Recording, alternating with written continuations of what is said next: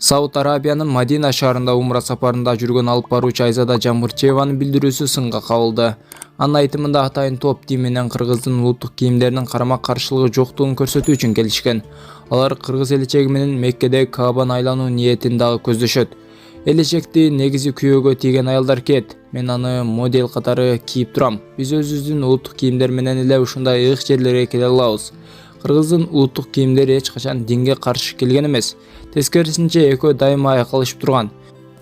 Бизге бүгүн өзгөчө миссия жүктөлүп турат, дейт Айзада Жамбырчиева. Жамбырчиеванын бул аракетин сынга алынып, анын баракчасына Мекке мода көргөзмөсү эмес, элечекти эми чечпей кийип жүр, умрага улуттук кийимди жарнамалоо үчүн эмес, зыярат кылганы барышат. Арабтар силердин бул мекенчилдигиңерди баалабайт. Хиджаб арабтардын эле эмес, жалпы мусулмандардын кийими деп жазышууда. Ырчы Анжелика Кайратова модель болуп Каабаны айлануу менен бирге умраны дагы толук жаса деп кеңешин берди.